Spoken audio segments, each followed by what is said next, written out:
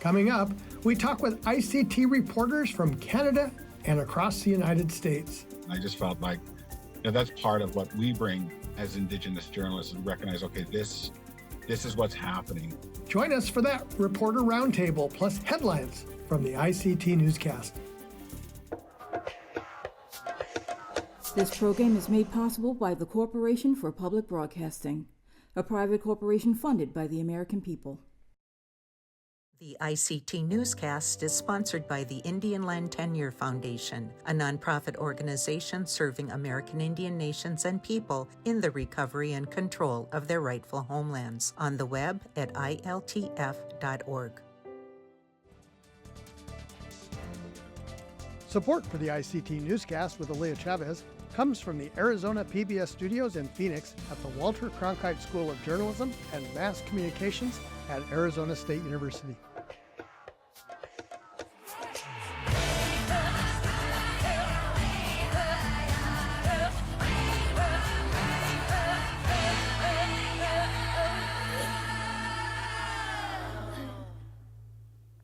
Thank you for joining us. I'm Mark Trahant. Aaliyah Chavez is away. A 3-state plan to reduce water should keep the Colorado River Basin healthy for the next few years. The Colorado River serves 7 U.S. states, 10 tribes, and 2 states in Mexico. The river supports cities and a multi-billion-dollar farm industry, and it generates hydropower that is used across the West. Years of overuse by farms and cities and the effects of drought worsened by climate change has meant much less water is flowing through the river today than in previous decades. The U.S. Department of the Interior said that risk has reached a critically low elevation at Lake Powell and Lake Mead last year, the reservation's 2 key reservoirs, but that has reversed. Earlier this year, the Biden administration warned states that it would face significant cuts in water use, but the announcement this week says last year's winter storms plus conservation efforts have added to the reserves. Arizona, for example, used 1/3 less of the water allocated, and other partners on the river also used less water last year. The 10 tribes on the river control about 20% of the stream. We head to Washington, D.C., where President Joe Biden has signed a proclamation marking November as National Native American Heritage Month. The document urges all Americans, as well as state and local governments, to observe the month with appropriate programs and activities. The list is already growing. Just a few days from now, on November 5th, a 1-hour PBS documentary called The Warrior Tradition will broadcast. It is hosted by the Community Documentary Night in Atlanta, Georgia, and with Native American women warriors. On November 11th, the U.S. Mint will launch a new quarter featuring Osage prima ballerina Maria Tallchief. That event will happen at the Lyric Opera of Chicago. Later in the month, on November 30th, many organizations will observe Native Women's Equal Pay Day. Its goal is to bring awareness to the staggering data showing Native American women earn only 51 cents per dollar paid to white, non-Hispanic men. We will, of course, be following lots of other events happening through the month of November. Moving to Peru, where scientists are learning a lot more about a mummy discovered decades ago. The face of Peru's most famous mummy, an Inca girl who was sacrificed in a ritual more than 500 years ago, was recently unveiled. The silicone-based sculpture was made by a team of Peruvian and Swedish scientists. They used body scans, DNA studies, ethnological characteristics, age, and complexion to reconstruct the face of the mummy, also known as Juanita. Modeling the face took about 400 hours. According to anthropological studies, Juanita was between the ages of 13 and 15 years old and measured 5 feet 7 inches in height. She died sometime between 1440 AD and 1450. The sculpture of Juanita was presented in a ceremony at the Andean Sanctuaries Museum of the Catholic University in Santa Maria in Arequipa. Last week, the Oklahoma State Supreme Court struck down 2 compacts that would have allowed 2 small tribes to build casinos outside of their traditional boundaries. The United Kituwa Band of Cherokee Indians and the Kilagi tribal town hope to offer gaming in Guthrie, Oklahoma County to boost their economy. However, lawmakers unanimously rejected the compacts, saying they were significantly flawed. During the hour-long hearing, tribal leaders were disappointed that they did not get a chance to express the positive effects these compacts would have had on their community. Supporters said receiving approval from the legislature's 10-member Joint Committee on State-Tribal Relations would have helped end a federal lawsuit, since other Oklahoma tribes with gaming interests are also challenging the compacts. The Joint Committee typically approves compacts before they're submitted to the Department of Interior. And those are the headlines for the ICT Newscast.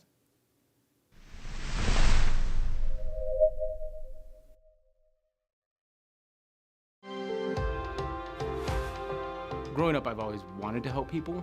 I remember stories of my mom telling me, walking down the aisle at the grocery store and just asking people, how are you doing today? As a nurse, we're taught to lay hands, and that's so much healing. A lot of people don't get that loving touch. And as a nurse, going back to the reservation, I think, man, like, how much impact can you make just loving people right? I think for a long time, the Native American people have been fed this lie of you're dependent upon, say, the government. But I would love to create a culture where it's the Native American that says, I'm doing this so that I can make my community better. I'm doing this so that I could bring commerce into my community. I'm doing this so that I can have the resources to help others.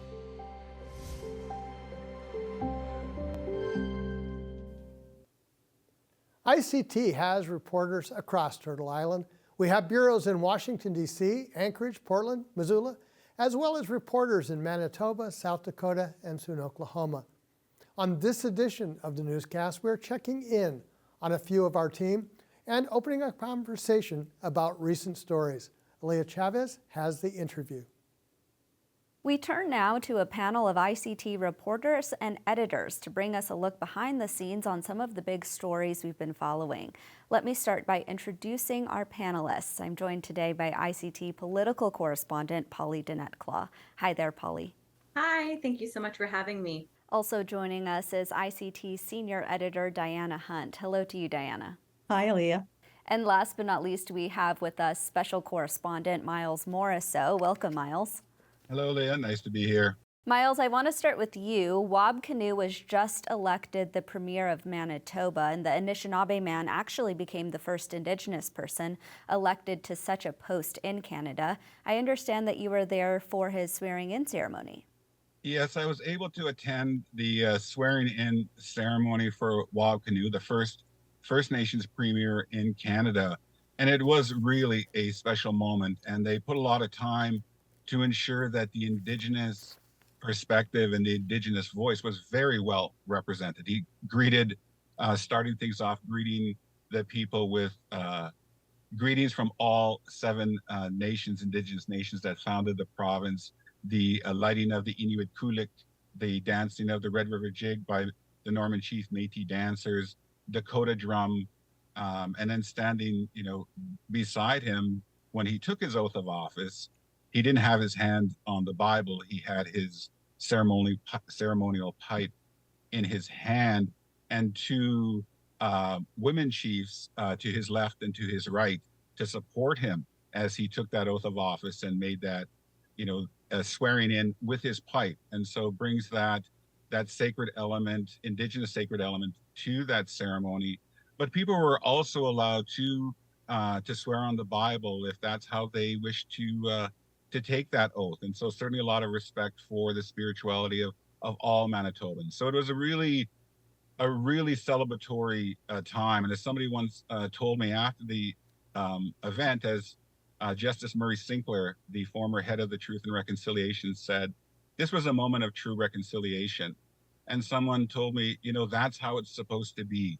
There's a young Indigenous person ready for leadership, supported by the women in that are choosing him and supporting him, and then a very strong Indigenous vote that got out there and brought this to reality. So yes, it was a very special, celebratory, and historic moment, and it was really special to be there for ICT and to report on that.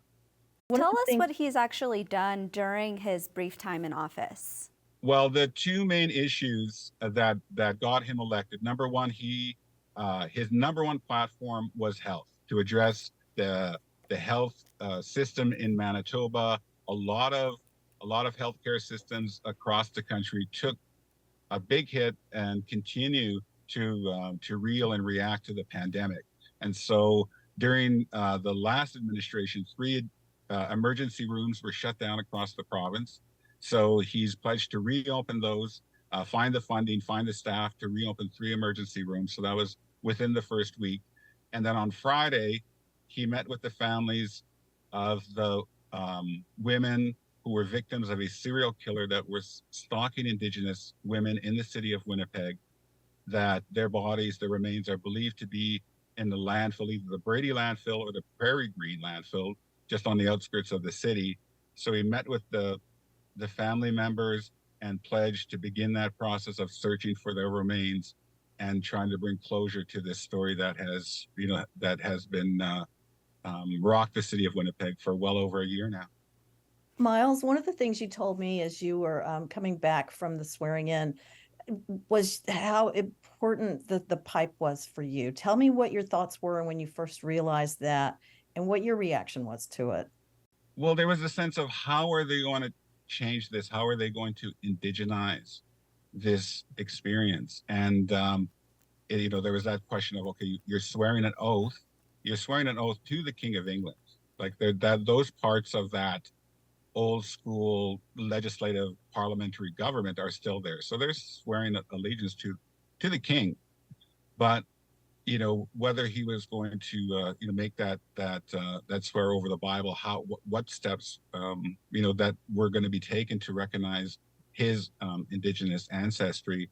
And so once I realized that he was going to use his pipe, and they were singing an honors song, I recognized, of course, well, he's going to raise his pipe 4 times. So when he did it the first time, I got up off my chair and said, I got to step in. I want to make sure that I get that photograph of him raising his pipe up. And I just felt like, that's part of what we bring as Indigenous journalists, is recognize, okay, this is what's happening.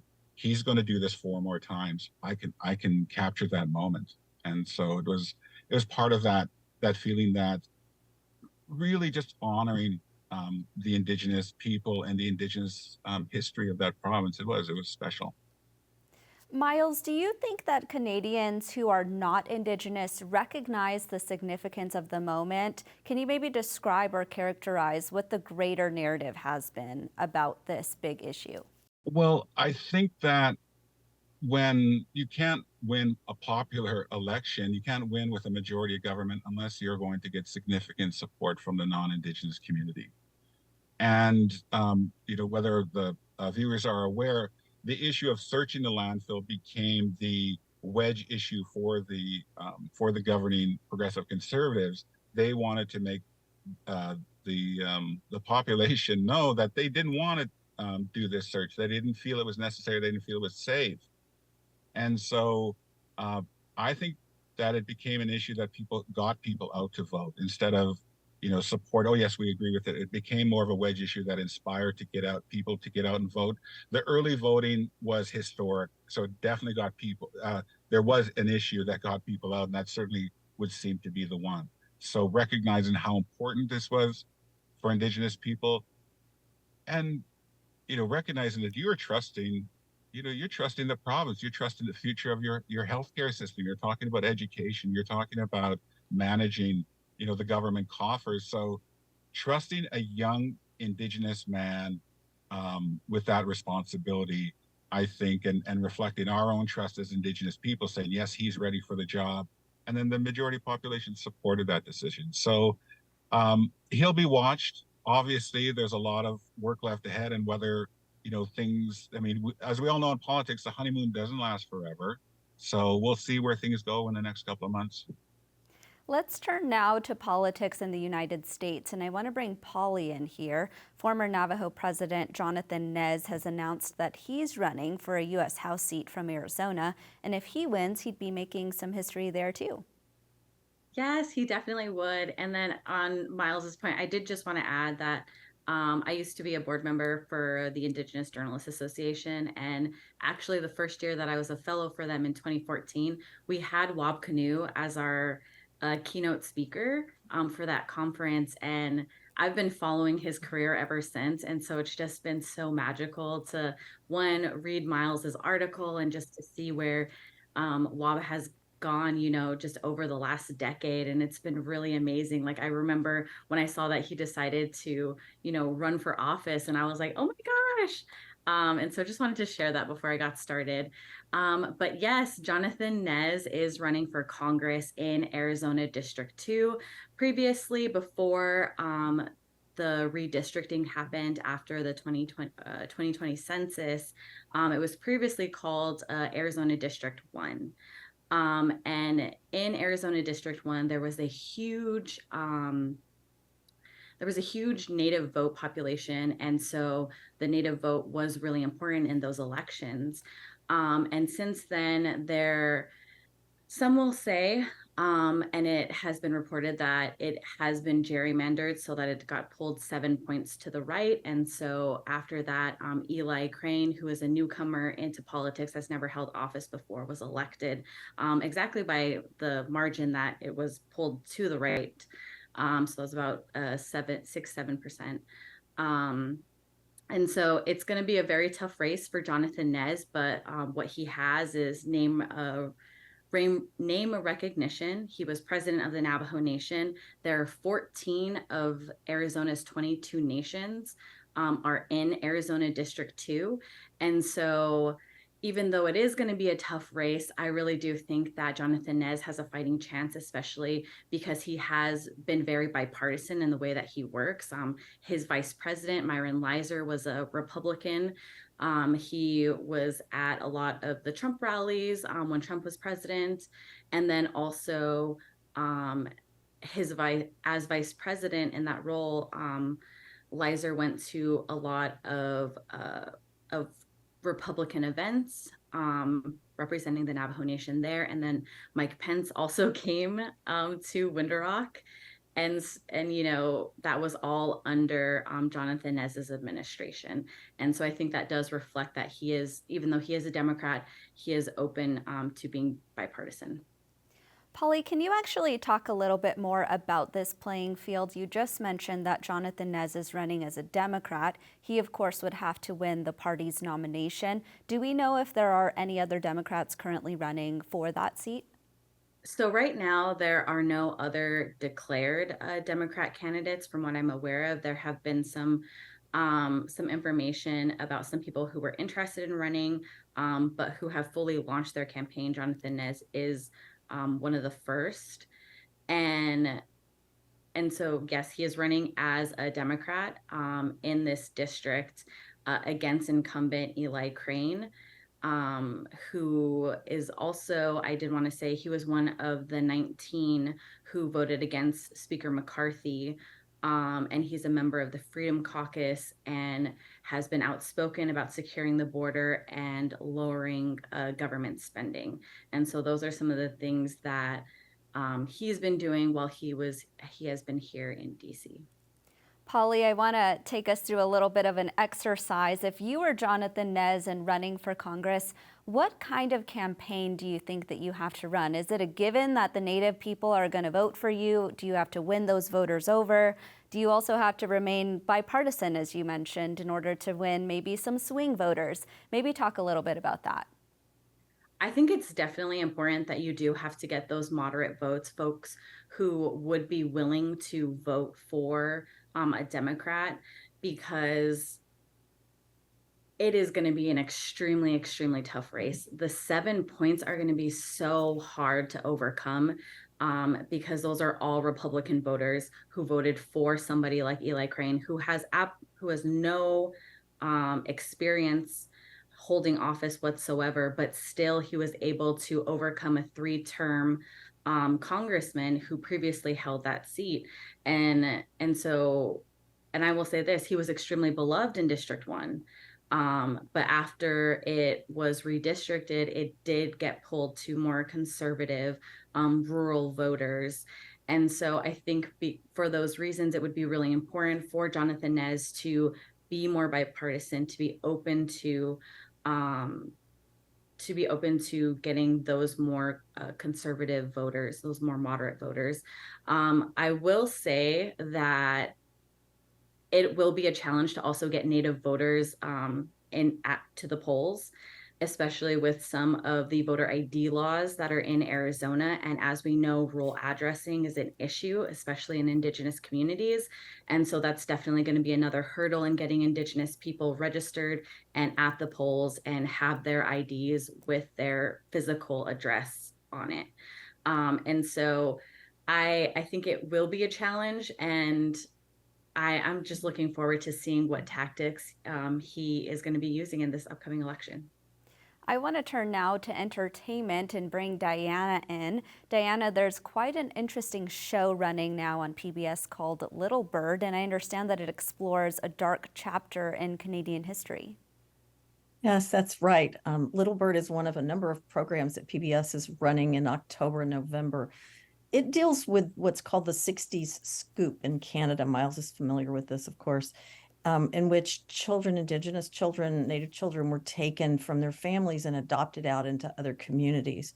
This features one of the Podemski sisters. You guys are going to know them from Reservation Dogs. This is Jennifer Podemski, who is one of the creators of this series, Little Bird, along with Hannah Moskovich. And they looked at an Indigenous child, Little Bird, who was adopted out into a Jewish family. So she grew up Jewish and became reacquainted with her Indigenous roots. And it talks about conflicts and the pull between different cultures. And it's something that Jennifer Podemski is really familiar with. Her father is an Israeli, her mother is Indigenous, and she has had those issues to deal with all along, she said. She told us that she worked to get these issues put into context for people, and she wanted really to be sure that it's dealt with in a professional and in a traditional way. So it's a very interesting story. It looks at the issues of these adoptions and how identity can really be skewed by your heritage and also for your upbringing. And then we have, she created it. The lead actress is Darla Contois. It's been a very interesting, it's been interesting to see how PBS has put this on. It's also going to be aired with a companion documentary called Coming Home, which takes a closer look of a factual look at the 60s scoop when they went in and scooped up so many children and handed them off for adoption. Thank you, Dianna. That just about wraps up our time today, but I want to end with going around to see if all of our panelists have any observations to share about what they've been seeing in Indigenous communities recently. And Pauly, let's start with you. One of the things that I think is so exciting to see is, I will just say this, it's Halloween. And so I think that the conversations around costumes and cultural appropriation, I love seeing that every year around Halloween. And then we're going into Native American Heritage Month, and what a way to start. And Miles? Well, certainly the big discussion over the last couple of days is the revelations around Buffy Sainte-Marie and her Indigenous identity. There was a expose on CBC, the national broadcaster, and people have been talking about it online, and certainly within our circles. This is somebody that has touched everybody's lives. Everybody knows.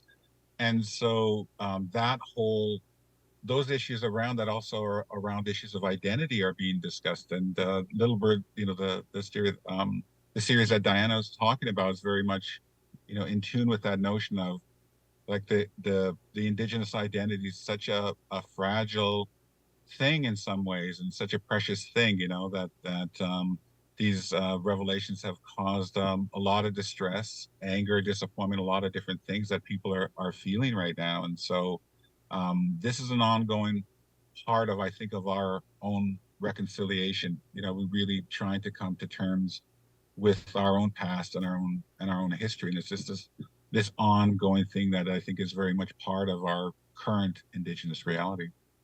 And Dianna, what's standing out to you? Well, I'm going to go with duck eggs.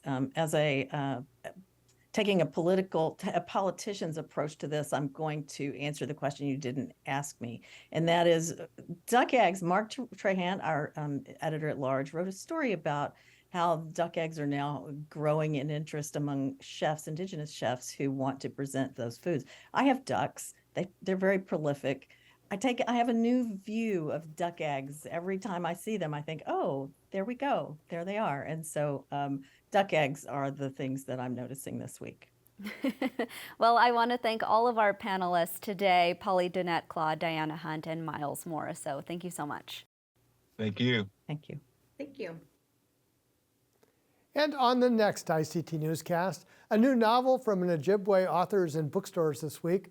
ICT's Shirley Snavy talks to Linda Lagarde Grover about her book, A Song Over the Misquah Rapids. And that's a slice of our Indigenous world. For all the latest, visit ictnews.org. From all of us in the newsroom, stay safe, my relatives.